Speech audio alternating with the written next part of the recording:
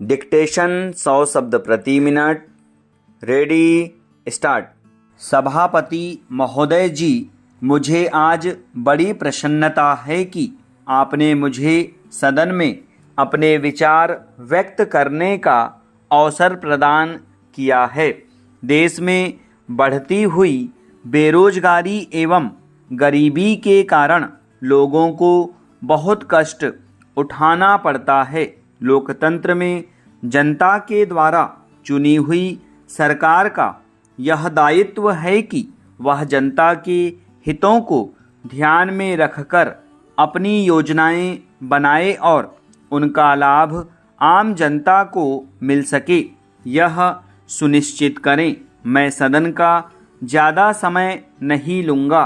मैं केवल एक दो बातों की ओर वित्त मंत्री और सरकार का ध्यान खींचना चाहता हूं। आज बिजली के मामले में बिहार की हालत बहुत ही नाजुक है। खास तौर से पिछले 5-7 दिनों से गांवों में परेशानी बहुत बढ़ गई है। मैंने देखा है कि कई जिलों में पिछले कई दिनों से बिजली नहीं है।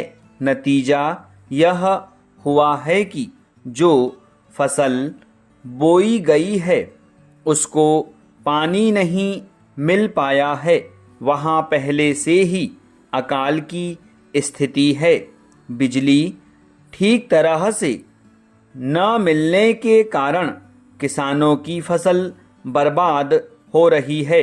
इसलिए बिजली को और अधिक फैलाने की बात को छोड़कर सरकार उसकी पूर्ति की ओर ध्यान दे। जो माननीय सदस्य बोलते हैं वे बातें करीब करीब वही करते हैं जो हम कर रहे हैं। दोनों में कोई फर्क नहीं है। वे भी कहते हैं कि महंगाई है, बेकारी है और हालत खराब है। सरकार की तरफ से भी हर एक वक्तव्य को इसी वाक्य से शुरू किया जाता है कि उसे विरासत में बहुत ही खराब हालत मिली है जिसे सुधारने में समय लगेगा।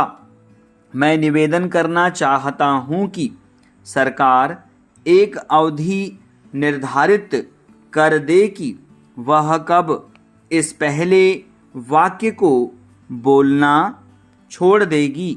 हम सरकार का विरोध नहीं करेंगे।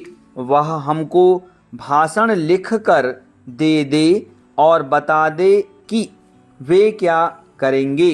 हम वैसे ही इस सदन में और बाहर जनता के सामने बोलेंगे, लेकिन वह देश की हालत को सुधारे।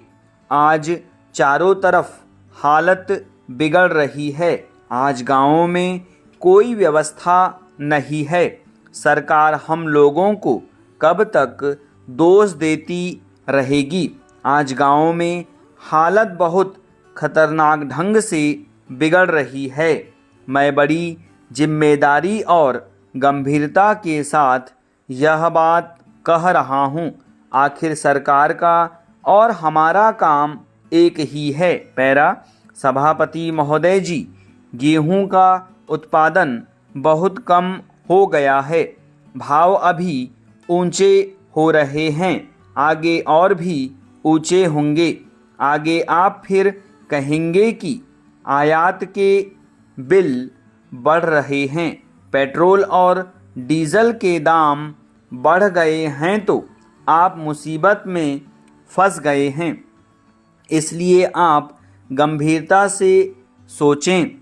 कुछ हमसे सहायता लेना चाहते हैं तो लें, जिस तरह से भी लेना चाहते हैं लें। हालत सब तरफ से खराब है।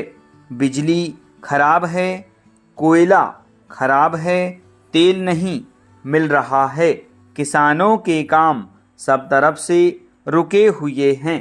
गांवों के अंदर इतनी महंगाई बढ़ रही है कि गरीबों के प्राण निकल रहे हैं और आगे यह महंगाई जोर से बढ़ेगी। अंत में मैं आपसे निवेदन करना चाहता हूँ कि आप बिहार प्रदेश के लिए अवश्य कुछ करें। स्टॉप।